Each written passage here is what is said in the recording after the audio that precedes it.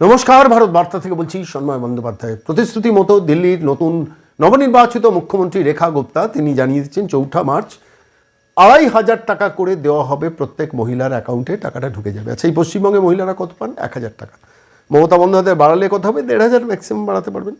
কিন্তু আলটিমেটলি এই রাজ্যে বিজেপি বলেছে 2026-এ আমরা ক্ষমতায় এলে প্রত্যেক মহিলা পাবেন 3,000 টাকা তার অ্যাকাউন্টে। রেখা গুপ্তা দিল্লির মুখ্যমন্ত্রী, তিনি বলছেন 2,500 টাকা। প্রশ্নটা হচ্ছে যে তাহলে মমতা বন্দ্যোপাধ্যায় পাচ্ছেন না কেন 3,000 টাকা করতে? বিজেপি যেটা অ্যাসিওরেন্স, বা আম আদমি পার্টি কেন 2,500 টাকা দিতে পারেনি, কেন অ্যাসিওরেন্স দিতে পারেনি? তার কারণ বাজে খাতে খরচাটা না আঞ্চলিক দলগুলোর একটা অভ্যেস। আর দিল্লিতে সরকার থাকলে, কেন্দ্রীয় সরকার থাকলে, সেখানে অন্য রাজ্যে একই ডাবল ইঞ্জিন সরকার থাকলে তখন আর্থিক সহায়তাটা অনেক বেশি পাবেন। বাজে খরচাটা সর্বভারতীয় রাজনৈতিক দলগুলো বাজে খরচাটা অনেক কমান, যে খরচাটা প্রয়োজন নেই সে খরচাটা কমাবেন, এবং আলটিমেটলি দিল্লির গরিব মহিলারা 2,500 টাকা করে পাবেন। এবং শুধু তাই নয়, আয়ুষ্মান ভারত চালু হয়ে যাচ্ছে। ভাবুন তো, দিল্লির মাটিতে দাঁড়িয়ে অরবিন্দ কেজরিওয়াল চালু হতে দেননি, যেমন মমতা বন্দ্যোপাধ্যায় এই পশ্চিমবঙ্গে চালু হতে দেননি। বিজেপির তরফ থেকে বলা হয়েছে পশ্চিমবঙ্গে এলে কেন্দ্রীয় রাজ্য সরকারের যেসব প্রকল্প আছে সব প্রকল্প চালু থাকবে, শুধু নয় সে প্রকল্পের মধ্যে যেটা যেটা কম প্রত্যেকটা বাড়বে। 3,000 টাকা বার্ধক্য ভাতা, 3,000 টাকা বিধবা ভাতা, 3,000 টাকা প্রতিবন্ধী ভাতা এবং 3,000 টাকা লক্ষ্মীর ভাণ্ডার বিজেপির অলরেডি ইতিমধ্যে অ্যানাউন্সমেন্ট তারা করে দিয়েছেন।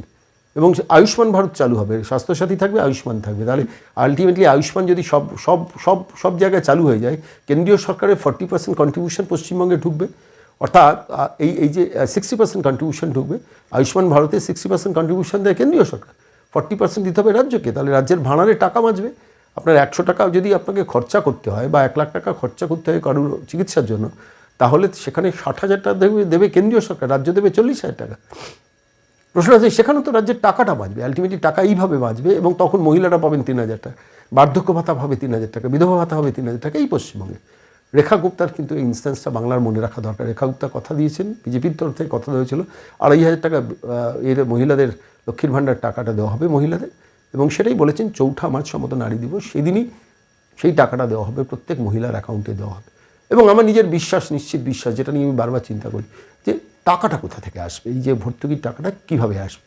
আঞ্চলিক দলগুলো পাচ্ছে না কেন? আঞ্চলিক দলগুলোর সমস্যা হচ্ছে নিজেদের এত বিজ্ঞাপনী প্রচারে খরচা করে, কোটি কোটি টাকা খরচা করে, যার জন্য আলটিমেটলি ভাঁড়ে মা ভবানী হয়ে যায়, যার জন্য 5.5 লক্ষ সরকারি পদ অবলুপ্ত হয়ে যায়, যার জন্য প্রায় 55 লক্ষ পরিযায়ী বাঙালি বাংলার বাইরে চাকরি পাচ্ছে না বলে সরকারি অফিসগুলো ধুধু করছে, 1,59,000 সিভিক ভলেন্টিয়ার রেখে দেয়। ফলে তো স্বাভাবিকভাবে 5.5 লক্ষ সরকারি পদ অবলুপ্ত, সমস্ত অফিসগুলোতে কন্ট্রাকচুয়াল দিয়ে ভরে দেওয়া, আশাকর্মীদের 5,200 টাকা নামমাত্র মাইনে দেওয়া, প্যারা টিচারদের নমো করে রেখে দেওয়া। প্যারা টিচার এখানে পায় 10,000 টাকার আশেপাশে, অন্যান্য রাজ্যে পাচ্ছে 25,000, 30,000, 45,000 টাকা।